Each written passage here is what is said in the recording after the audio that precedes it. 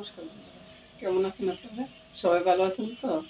সবাই ভালো থাকুন সে কামনা করে আজকের কাজটা শুরু করবো বন্ধুরা। পুজো টুজো সবই হয়ে গেছে।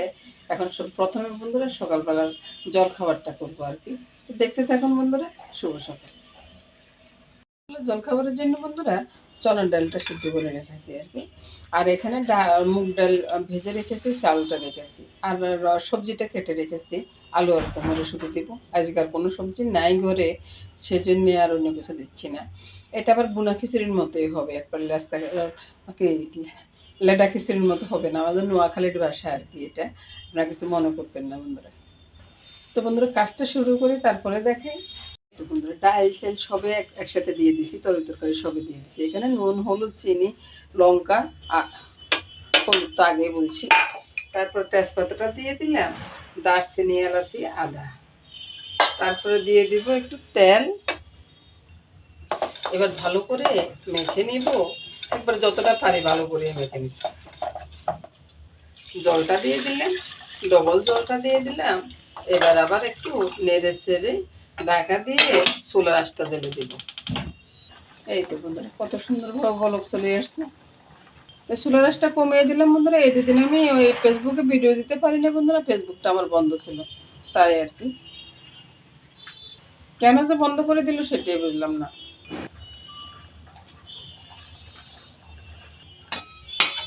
হয়ে গেল বন্ধুরা খিচুড়িটা।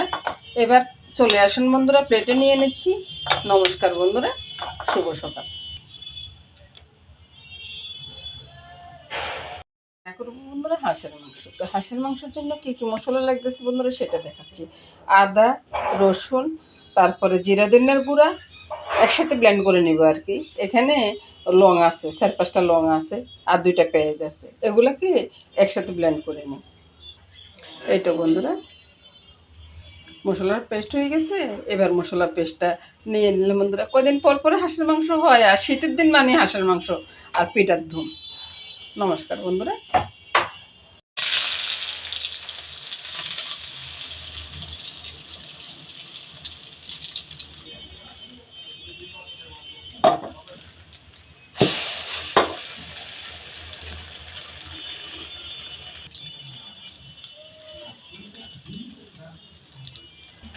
হয়ে গেছে, দিলাম, নামিয়ে নেব।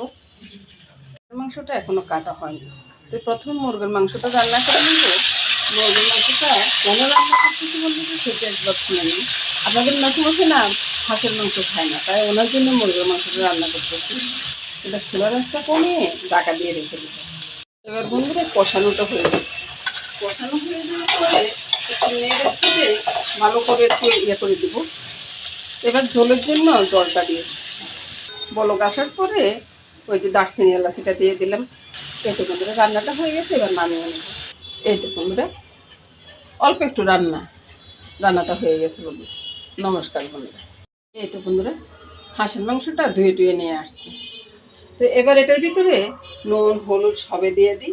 আর প্রথমে বন্ধুরা ওই যে বাটা মশলাটা আর কি, পেস্ট করা মশলাটা, তারপরে দিয়ে দিলাম তেজপাতা, একটু তেল দিব। হাঁসের মাংস মাখাতে যদি একটু তেল দেওয়া যায় না, খুব টেস্ট হয়। আর শীতের দিনে হাঁসের মাংস কোনো কথা হবে না বন্ধুরা। আর একদিকে আলু আছে, একদিকে আলু পেঁয়াজ আছে, আর একদিকে হাঁসের মাংস আছে। রসুনটা এখনো দেওয়া হয়নি, রসুনটা আমি দিয়ে দিব। আমার মামুনি সব কাজ করছে তো ওই জন্য আর কি। স্বাদ অনুযায়ী নুনটা দিয়ে দিচ্ছি, একটু জোর হবে তো নুনটা একটু বেশি লাগবে। তারপরে ঝালের জন্য মরিচটা দিয়ে দিচ্ছি,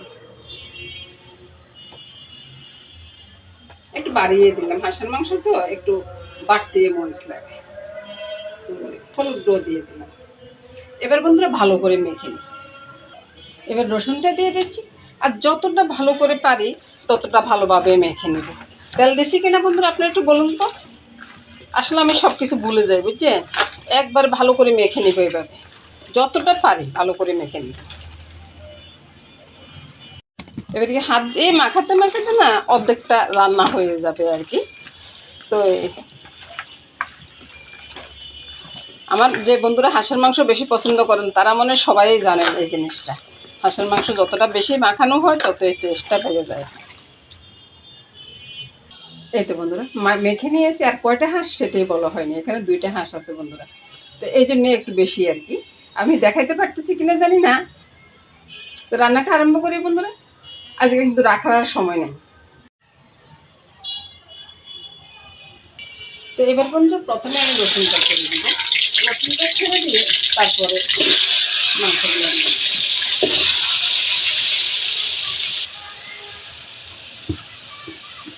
সবগুলো মাংস দিয়ে দেবো। এবার বন্ধুরা ঢাকা দিয়ে রাখবো, কারণ হলো কি গ্যাসের চুলা তো, নাহলে গরম হবে না সহজে। ওহো, বলতে ভুলে গেলাম বন্ধুরা, এক টুকরো পেঁপে দিয়েছি, কারণ হাঁসের মাংস রান্না করতে এক টুকরো পেঁপে দিলে না তাড়াতাড়ি সিদ্ধ হয়ে যায়। এবার বন্ধুরা ঢাকাটা সরিয়ে একটু নেড়ে ছেড়ে দিচ্ছি। নিচেরটা উপর করে দিচ্ছি, উপরটা নিচে করে দিচ্ছি। আপনারা তো জানেন না বন্ধুরা, বাসা বাড়িতে গ্যাসের চুলাটা কিরকম হয় আর কি। আর আমাদের আবার সিলিন্ডার গ্যাস, ওই যে লাইনের গ্যাস তা না। তো এই চুলাটা তো এই যে সিলিন্ডার গ্যাস শেষ হয়ে যাবে যদি চুলাটা বড় হয়, সেই হিসেবে চুলাটা নেওয়া আর কি।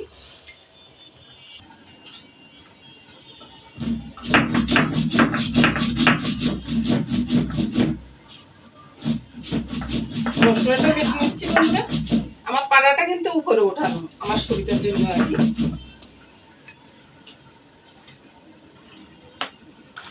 এই পর্যায়ে এসে অনেকগুলো জল বের হয়ে গেছে, আর এই জলগুলো কমে গেলে না তখন তেলটা দেখা যাবে আর কি।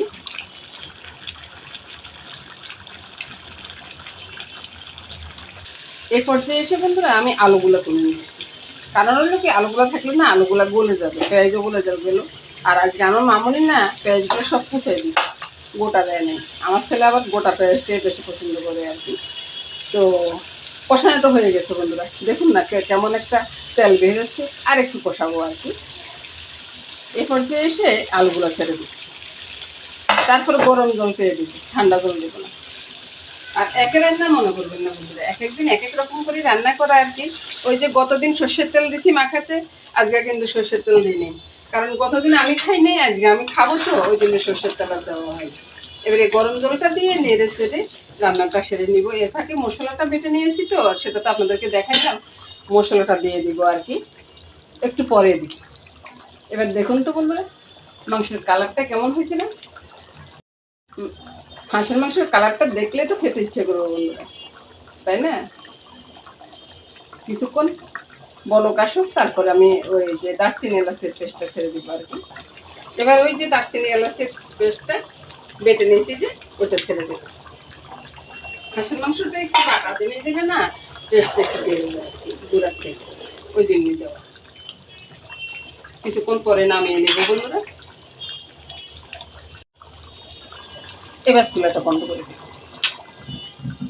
ব্যাস। নামানোর পরে দেখুন তো বন্ধুরা হাঁসের মাংসটা পছন্দ হয় কিনা। রান্নাটা শেষ করে দিলাম বন্ধুরা। সবাই ভালো থাকুন, সুস্থ থাকুন, সুন্দর থাকুন বন্ধুরা, এই কামনা করে আজকের মধ্যে এখানে শেষ। এতক্ষণ পর্যন্ত আমার ভিডিওটা দেখার জন্য সবাইকে ধন্যবাদ।